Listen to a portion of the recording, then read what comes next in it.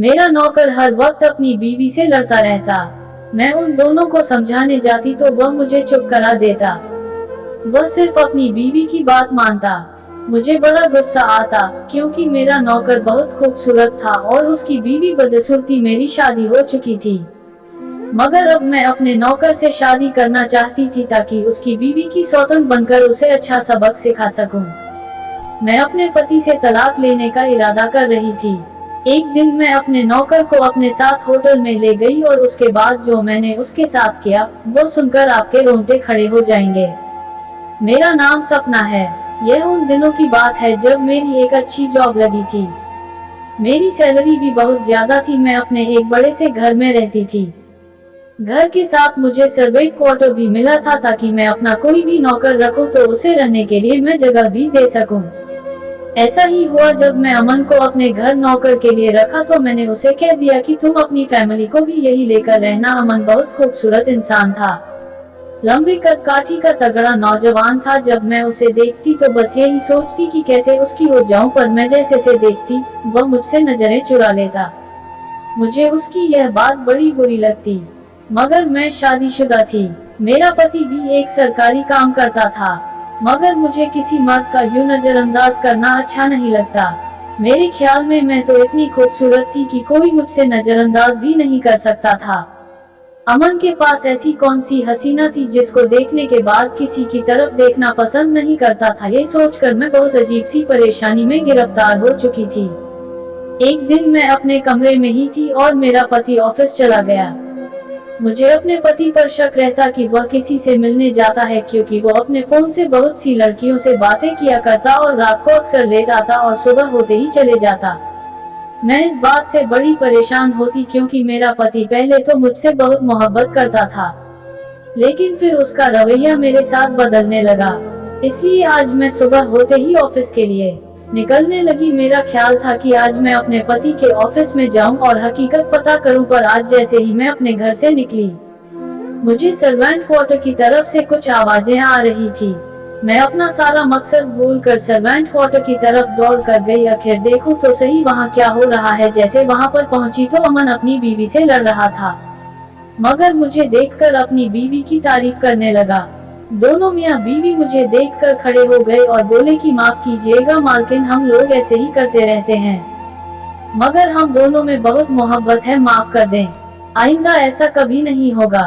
लड़ने के बाद भी वो बड़े हंसने वाले अंदाज में बात कर रहे थे, जबकि वो उसकी बीवी दोनों सर झुकाकर खड़े थे। मैंने देखा दोनों का हाथ खुला हुआ था, बाकी वो काफी देर से किसी बात पर झगड़ा कर रहे थे। मैं उसकी बीवी को समझाने लगी तो अमन मुझे कहने लगा, ये बहुत अच्छी है, इसका कोई कसूर नहीं है। खैर मैंने कोई बात नहीं की क्योंकि मुझे उन दोनों पर यकीन हो गया था और मुझे उसकी बीवी से जलन भी नहीं होने लगी थी, क्योंकि अमन इतना खूबसूरत था पर उसकी बीवी मामूली शक्ल और सूरत की लड़की थी। किसी तौर पर भी ये लड़की साहिल के काबिल नहीं थी। एक मेरा पति था, मेरी खूबसूरती के बावजूद भी बाहर की औरतों के चक्कर में पड़ा रहता था, और एक अमन की बीवी थी जो मामूली सूरत होकर भी इतनी हसीन इंसान के साथ अपनी जिंदगी गुजार रही थी। मैंने दिल में सोच लिया था कि मैं अमन को अपना बना कर रहूंगी और उसकी बीवी को सौतन बनकर उसे मजा तो जरूर दिखाऊंगी। मेरा पति भी तो यही सब कुछ कर रहा है, और जब औरत अपने पति की बेवफाई का बदला लेने पर आती है तो अपनी इज्जत आबरू को भी भूल जाती है। मैं भी ऐसा ही कर रही थी। मैंने अमन से इस तरह की कोई बात नहीं की थी। फिर सारा दिन अमन मेरे दिमाग में रहा। वापसी पर आते हुए मैंने कुछ फल वगैरह लिया। सोचा कि आज अमन के क्वार्टर में भी कुछ फल दे आऊंगी। इसे जरूर वह मेरी तरफ मुड़कर देखेगा। ये तो सोचेगा कि मालकिन मुझ पर क्यों मेहरबान है। मैंने कुछ फ्रूट लिए और अमन को उसके क्वार्टर में गई। अमन ने अपनी बीवी से कहा कि मालकिन से फल ले लो, और दूर से ही मेरा शुक्रिया अदा किया। ये देखकर तो मेरे तन बदन में आग लग गई। अगले दिन सुबह होते ही मैंने उसकी बीवी को अपने पास सेवा के लिए बुलाया। ये वही हसीना थी जिस पर अमन दिल और जान से फिदा था। मैंने उसे अपने पास बुलाकर बातें पूछना शुरू किया। मैंने कहा, क्या तुम्हारा पति कभी तुम्हारा दिल दुखाता है? वो बोली कि नहीं मालकिन, ऐसा तो सवाल ही पैदा नहीं होता, बस कभी कभी जानबूझकर लड़ता है, और जब मैं रोने लगती हूँ तो उस वक्त मुझे मना लेता है और माफी भी मांगता है। उसने मुझे कभी भी दुख नहीं दिया, मुझे हंसाने की कोशिश करता है। मैं उसकी बात सुनकर जल बुझ रही थी। ऐसा भी क्या है तुम में जो तुम पर मिट हुआ है? वो हंसकर बोली, मैं यह नहीं बता सकती पर मुझ में कुछ है। इसी वजह से अमन मेरा दीवाना है। मैंने उसे देखा था, काली रंगत और वो बदसूरत थी। कहने लगी, अमन मुझे जो कहता है मैं वही करती हूँ। हमारे यहाँ पति को मालिक की तरफ पूछते हैं और मैंने भी अपने पति को अपने दिल का सुकून बना लिया। पति के लिए ऐसे बन जाओ कि मैं तुम पर नजर डालते ही खुश हो जाए। मैं इस चीज को दिल से लगाया और मेरी जिंदगी तो सुकून से हो गई। मैं अपने पति के साथ इतनी प्यार भरी बातें करती हूँ कि उसे कहीं और देखने का मौका ही नहीं मिलता।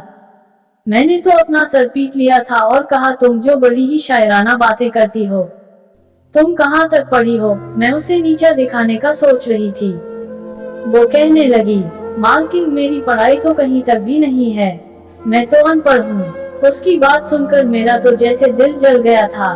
क्या तुम्हारा पति कभी किसी औरत की तरफ नहीं देखता? मैंने दिल की तसल्ली के लिए पूछा। नहीं नहीं मालकिन, किसी और औरत की तरफ तो देखने का सवाल ही पैदा नहीं होता, चाहे वह कितनी भी खूबसूरत क्यों ना हो, उसने गुरूर से इतराते हुए कहा था। मैंने दिल में कहा कि मैं तुम्हारे इस गुरूर का इलाज सिर्फ चंद दिनों में ही कर दूंगी और फिर मेरे दिल में एक आग लग गई। मैंने कहा कि मैं तो तुम्हारी खुशियां बर्बाद करके रख दूंगी। मैं बाहर से बहुत मुस्कुरा रही थी, फिर अपने घर चली गई। अगले दिन मैं गाड़ी से निकली और अमन से कहा कि मेरे साथ बाहर चलो, मुझे जरूरी काम है। कुछ गरीब औरतों को सिलाई मशीन देनी है। दरअसल मैं एक एनजीओ के साथ भी काम करती थी जो विधवा औरतों को सिलाई मशीन पहुंचाते थे, कपड़ा सिलाई करके देती थी। मैंने अमन से कहा कि सिलाई की भारी मशीन खुद नहीं उठा सकती। 3 मशीनें थी जो मैंने अलग अलग घरों में देनी थी। तुम भी आ जाओगे तो मुझे हल्का पड़ेगा। मर्द का साथ होना जरूरी है। गाड़ी में बैठते मैंने अमन से कहा, बड़े ही कच्चे किस्म के मर्द हो। मेरी बात सुनकर वो चौंक गया। मैं उसकी अकड़ को ठेस लगाना चाहती थी। क्या मतलब है मालकिन, मैं कच्चे किस्म का मर्द हूँ? आज तक तो मुझे किसी ने यह बात नहीं कही और मेरी बीवी तो मेरी दीवानी है। वह हंसकर बोला, तो और मैंने कहा कि वह क्यों ना दीवानी हो? तुम्हारी वह काली और तुम गोरे चिट्टे हो। तुम पर तो कोई भी लड़की फिदा हो सकती है, तो क्या फर्क पड़ता है कि वह तुम्हारी सेवा करें? ये सब कहते हुए मैं अमन को बड़े गौर से देख रही थी। मेरी बात सुनकर अमन गुस्से से बोला, ऐसी बात नहीं है। वह दुनिया की खूबसूरत और बेहतरीन औरत है। मैं तो उसके होते हुए किसी और की तरफ देखना भी पाप समझता हूँ। मालकिन, मैं आपकी बहुत इज्जत करता हूँ। मैं अपनी बीवी के बारे में कोई बात नहीं सुनूंगा। उसकी बात सुनकर मैं खामोश हो गई। फिर मैंने सोचा कि मैं उससे अभी कोई बात नहीं करूंगी। 3 घरों में मशीन पहुंचाने के बाद काफी थक गई थी। मैंने कहा कि अमन, मैं थक गई हूँ, मैं होटल में जाकर जरा खाना खाना चाहती हूँ, तुम मेरे साथ चलो। मेरी बात सुन करो। इनकार कर दिया। माफ करना मालकिन, मैं कभी किसी औरत के साथ बाहर बैठकर खाना नहीं खाता। बीवी क्या सोचेगी? अरे वह कौन सा तुम्हें देख रही है? मैंने उसकी हिम्मत को बढ़ाते हुए कहा, मालकिन हमें देख नहीं रही तो क्या हुआ? मैं अपनी बीवी का वफादार हूँ और मैं हमेशा रहूंगा। उसकी बात सुनकर मैंने कहा, क्या मैं अकेली जाऊं? मैं उसकी शर्म को जगाना चाहती थी। वह जोश में आ गया। ठीक है मालकिन, मेरे साथ चलो, मैं आपके साथ बैठकर खाना खा लूंगा। मैं उसकी इस बात पर मुस्कुराई थी। हमने साथ में बैठकर खाना खाया। उसकी नजर अभी भी बिल्कुल नीचे थी। मैंने उसकी यह नजर देखकर कहा, अमन, क्या तुम्हें मेरी तरफ देखना भी पसंद नहीं है? क्या मैं इतनी बुरी हूँ? मेरी बात सुनकर वो दूसरी तरफ चेहरा फेर कर बोला, ऐसी बात नहीं है मालकिन, मैं आपकी बहुत इज्जत करता हूँ। मैंने उसे कहा कि अमन, मेरी तरफ देखो, मुझे तुम्हारा साथ चाहिए। क्या तुम मेरा साथ दोगे? उसने मुझे कोई जवाब नहीं दिया तो मुझे खुद पर गुस्सा आने लगा। थोड़ी देर बाद हम गाड़ी में जाकर बैठ गए। अमन के चेहरे पर एक अजीब सी बेचैनी थी। मैं तेज रफ्तार से गाड़ी चलाने लगी। गाड़ी चलाते चलाते मैं न जाने किन ख्यालों में खो गई। तब अमन ने अचानक मेरा चेहरा देखकर कहा। मुझे लगा कि अमन बस मुझे ऐसे ही देखता ही रहे, पर उसकी नजरों में तो डर था। सामने से गाड़ी आई। गाड़ी की वजह से वह मुझे इशारा कर रहा था। कि मैं गाड़ी ध्यान से चलाऊं, मगर मुझसे गाड़ी रुक ना सकी और हम दोनों की गाड़ी एक ट्रक के साथ जा लगी। बस फिर क्या था, मुझे कोई होश न रहा। जब मेरी आंख खुली तो मैं सफेद पट्टी से जकड़ी हुई। मैंने आंखें खोलकर देखा, आसपास कमरे में कोई भी ना था। मेरा दिल बहुत घबरा गया, कहीं मैं मर तो नहीं गई। फिर मैंने सोचा कि जरूर कोई अस्पताल है और मेरे जिस्म पर पट्टियां बंधी हुई है। तभी एक नर्स कमरे के अंदर आई और बोली कि आपको इस अस्पताल में एडमिट किया गया है क्योंकि आप दोनों का एक्सीडेंट हो गया था। अब मियां बीवी है क्या? नर्स ने पूछा तो मैंने ना में सर हिला दिया। नहीं नहीं, वो मेरा नौकर है। मेरी बात सुनकर उसने कहा, शुक्र है, मैं आपके पति को फोन करके बता देती हूँ। वो आपका आकर हाल चाल पूछ ले और आप उसका नंबर बता दें। उसने मुझे मेरे पति का नंबर ले लिया और मेरे पति को बुला लिया। मुझे अमन का ख्याल है, कहीं उसे कुछ हुआ तो नहीं। वह बेचारा तो मेरे साथ काम करवाने आया था। मेरे पति भी आ गए।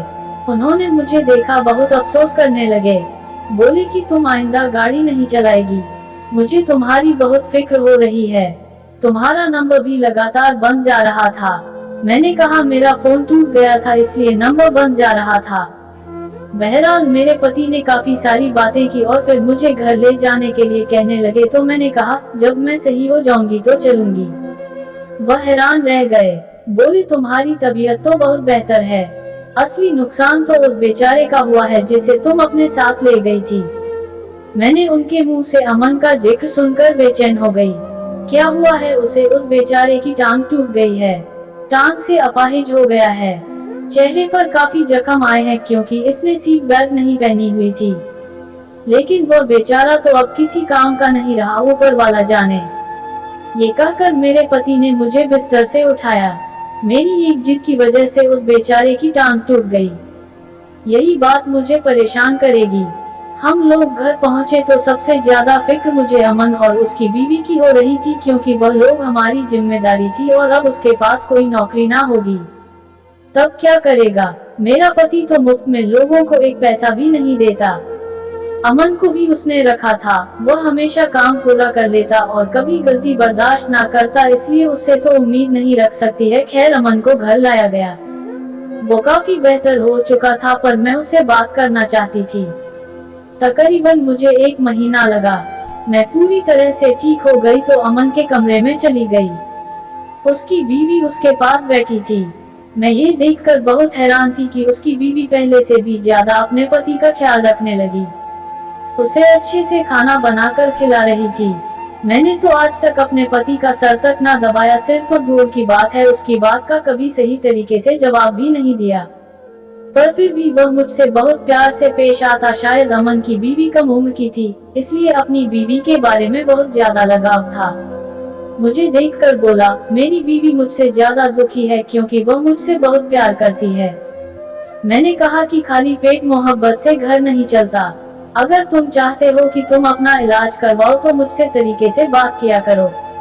अमन सर झुकाकर बोला, मालकिन आप जो कहेंगे मैं वही करूँगा।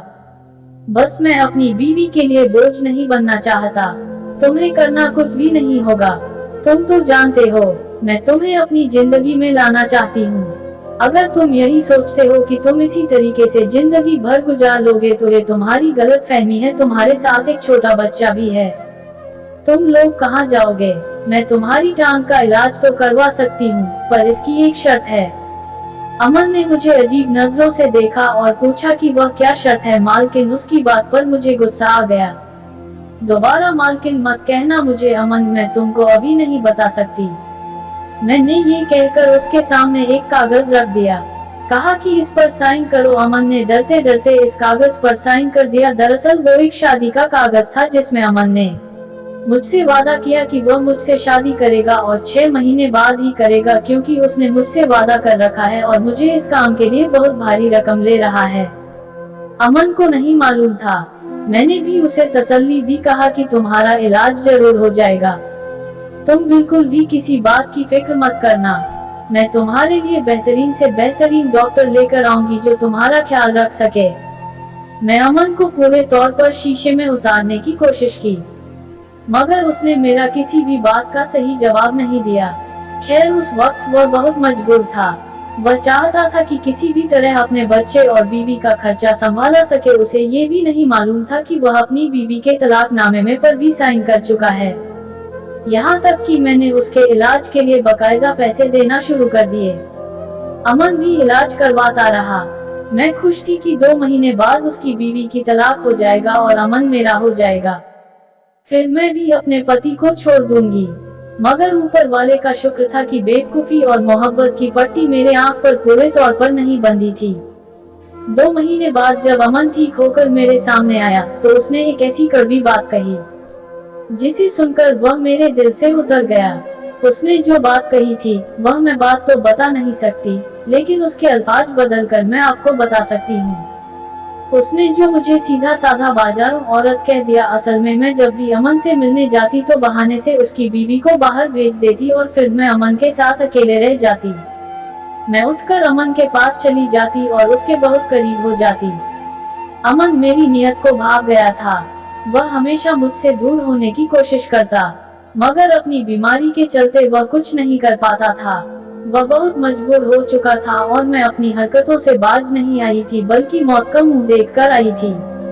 फिर भी मैं अमन के पीछे लगी हुई थी। अमन की जगह अगर कोई और मर्द होता तो वह कब का पिघल चुका होता। मगर अमन सच्चा और ईमानदार इंसान था। वह अपनी बीवी से बहुत सच्चा प्यार करता था, उसे धोखा नहीं देना चाहता था। मगर वह इस वक्त बहुत मजबूर था। आज जब बिल्कुल ठीक हो चुका था, उसने ये बात कहकर मुझे अंदर से हिलाकर रख दिया। मैं उसे सारी जिंदगी के लिए जेल भिजवा सकती थी, उस पर कोई इल्जाम भी लगा सकती थी, उसे पुलिस से मरवा भी सकती थी। मगर मैंने ऐसा कुछ नहीं किया क्योंकि उसकी बात से मुझ पर असर हुआ था। मैं खुद ही कसूरवार थी, इसलिए मैं खामोशी से उसकी बातें सुनती रही, नहीं कहने लगा।